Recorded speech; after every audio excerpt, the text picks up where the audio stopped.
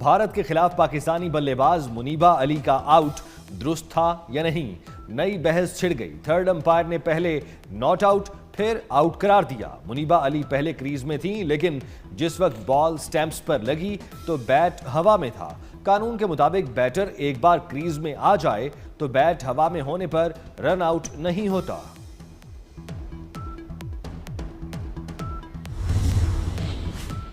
بھارت باز نہ آیا۔ ایشیا کپ کے بعد وومن ورلڈ کپ میں بھی گھٹیا سیاست لے آیا۔ پاک بھارت میچ میں ٹاس کے دوران بھارتی ٹیم کی کپتان نے پاکستانی کپتان فاطمہ ثنا سے مصافحہ نہیں کیا۔ ایشیا کپ میں بھی دونوں ٹیموں کے کپتانوں نے مصافحہ نہیں کیا تھا۔ پنجاب اور سندھ حکومت میں تلخیاں بڑھنے لگیں۔ سینئر وزیر سندھ شرجیل اعلی میمن نے پنجاب حکومت کو مباحثے کا چیلنج دے دیا۔ کہا جس نقطے پر بات کرنی ہے کر لیں، سندھ حکومت محض بہانہ۔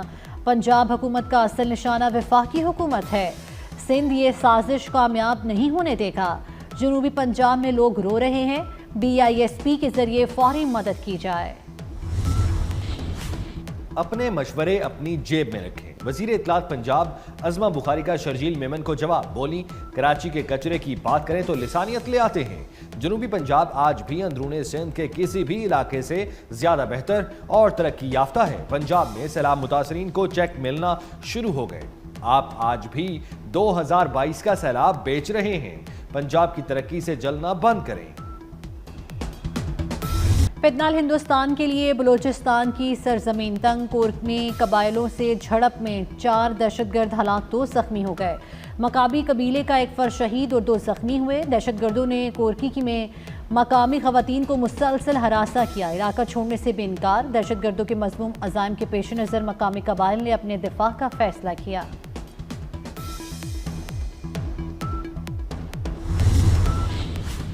وزیر اعظم شہباز شریف کا ملائیشیا کا 2 روزہ سرکاری دورہ۔ ملائیشین ہم منصب کے ساتھ 2 طرفہ مذاکرات کریں گے۔ علاقائی و عالمی امور پر تبادلہ خیال کیا جائے گا۔ تجارت، IT اور ٹیلی کام، حلال انڈسٹری اور سرمایہ کاری میں تعاون بڑھانے پر غور ہوگا۔ مختلف شعبوں میں معاہدے اور MOUs پر دستخط کا امکان۔ وزیر اعظم پاکستان کا شاندار استقبال۔ کوالالمپور کی شاہراہیں پاکستانی اور ملائیشیا کے پرچموں سے سج گئیں۔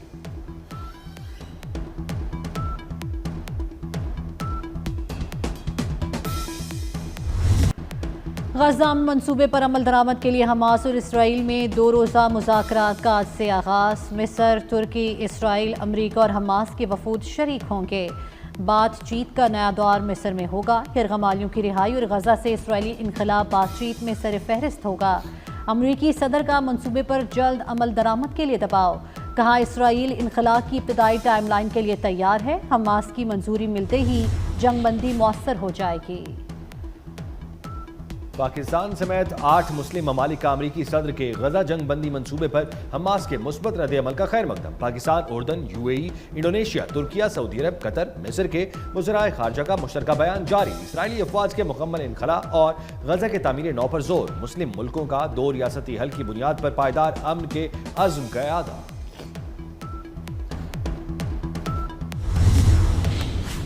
پاکستان سمود فلوٹیلا واقعے میں اسرائیل کے ہاتھوں گرفتار پاکستانیوں کی رہائی کے لیے متحرک۔ ترجمان دفتر خارجہ کے مطابق سابق سینیٹر مشتاق احمد اسرائیلی حراست میں محفوظ اور خیریت سے ہیں۔ عدالت سے ڈیپورٹیشن کے احکامات کے بعد وطن لایا جائے گا۔ چند روز میں تمام پاکستانیوں کی واپسی مکمل ہونے کی توقع ہے۔ اسرائیلی حراست سے رہائی پانے والے 137 رضاکار استنبول پہنچ گئے۔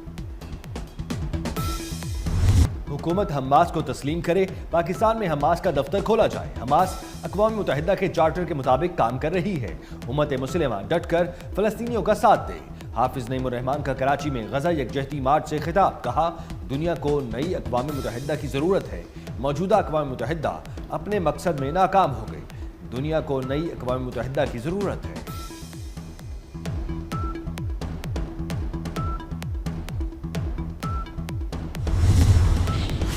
غزہ منصوبے نے اسرائیل کو مشکل میں ڈال دیا۔ نیو یارک ٹائمز کی رپورٹ کے مطابق امریکی صدر کے مجوزہ امن منصوبے سے اسرائیل کو وہ سب نہیں ملے گا جو وہ توقع کر رہا ہے۔ حماس نے یرغمالیوں کی رہائی پر آمادگی ظاہر کی، لیکن ہتھیار ڈالنے سے انکار کر دیا۔ اسرائیلی وزیر اعظم طاقت کے بلبوتے پر منصوبے پر عمل چاہتے ہیں۔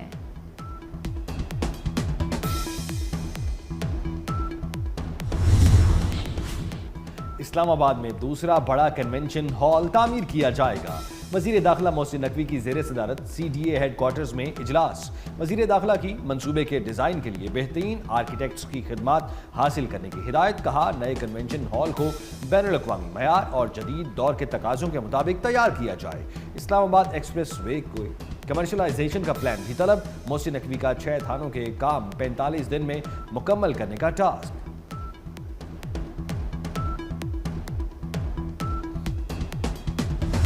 DGISPR کا Balochistan university of information technology engineering and management sciences Quetta کا دورہ۔ لیفٹیننٹ جنرل احمد شریف چودھری نے پاک فوج کے پیشہ ورانہ امور پر طلباء سے تفصیلی گفتگو کی۔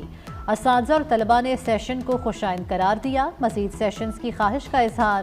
مارکہ حق میں پاک فوج کی کامیابی پر خراج تحسین پیش کیا۔ وزیر اعلیٰ پنجاب مریم نواز کی صوبے کی سرکاری زرعی اراضی پر گندم کاشت کرانے کی ہدایت۔ گندم کی کاشت کے ہدف کے حصول کے لیے ایکشن پلان تیار کر لیا گیا۔ سیلاب سے فصلوں کے نقصان پر 20,000 روپے فی ایکڑ مالی امداد کی منظوری۔ لاہور میں الیکٹرک بس کے لیے مخصوص بس سٹینڈ قائم کرنے کی بھی ہدایت۔ مریم نواز کا مختلف علاقوں میں آوارہ کتوں کے کاٹنے کے واقعات پر اظہار برہمی۔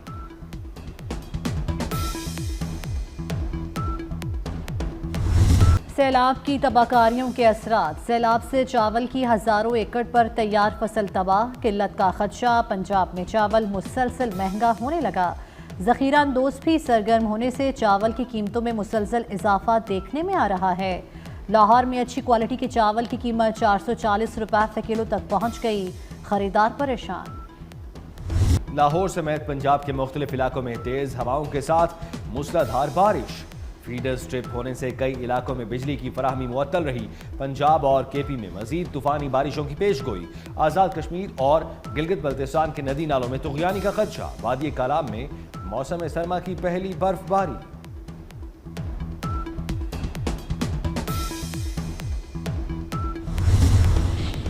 بحیرہ عرب میں موجود طوفان شکتی نے شدید سائیکلون کی شکل اختیار کر لی۔ ٹراپیکل سائیکلون وارننگ سینٹر نے نووا الرٹ جاری کر دیا۔ طوفان کراچی کے جنوب مغرب میں 700 کلومیٹر دور۔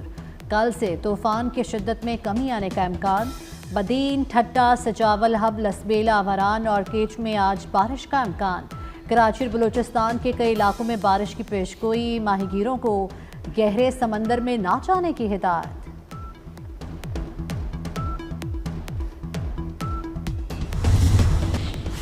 وزیر اعظم شہباز شریف سے پاکستان کی ورلڈ ریکارڈ ہولڈر طالبہ ماہنور چیمہ کی ملاقات۔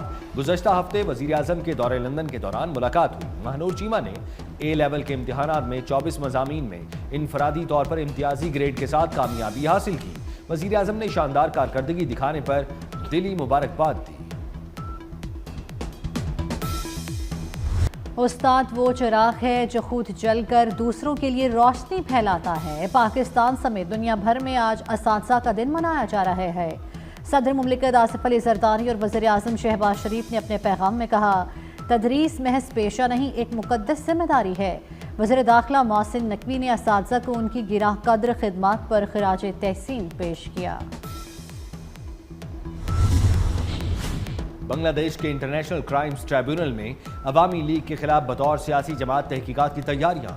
چیف پروسیکیوٹر نے کہا، عوامی لیگ کو بطور مجرم پارٹی انصاف کے کٹہرے میں لایا جائے گا۔ حماس کے سینئر رہنما اور جنگ بندی مذاکراتی ٹیم کے سربراہ خلیل الحیا منظر عام پر آ گئے۔ اسرائیل نے دوحہ میں قاتلانہ حملہ کر کے خلیل الحیا سمیت تمام فلسطینی مزاحمت کاروں کو ایک ساتھ شہید کرنے کی کوشش کی تھی۔ عرب ٹی وی کو انٹرویو میں الحیا نے حملے میں اپنے بیٹے اور اپنے چیف آف سٹاف کی شہادت کا بھی بتایا۔ خلیل الحیا نے اپنے شہید بیٹے اور دیگر شہداء کی نماز جنازہ پڑھائی تھی۔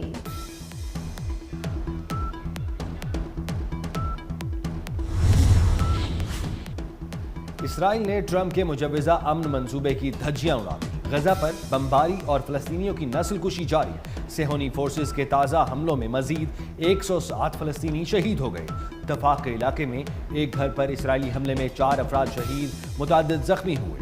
جبری قحط سے مرنے والوں کی تعداد 460 ہو گئی۔ غزہ میں شہادتوں کی مجموعی تعداد 67,000 سے تجاوز کر گئی۔ یورپ کے بڑے شہروں میں اسرائیل مظالم کے خلاف احتجاج، سمود فلوٹیلا میں سماجی کارکنوں کی گرفتاری پر عوام سیخ پا ہو گئے۔ برطانیہ، اٹلی، اسپین اور پرتگال کے بڑے شہری مراکز میں بڑے پیمانے پر ریلیاں نکالی گئیں۔ سوئٹزرلینڈ اور دیگر یورپی ممالک میں بھی فلسطین کے حق میں مظاہرے۔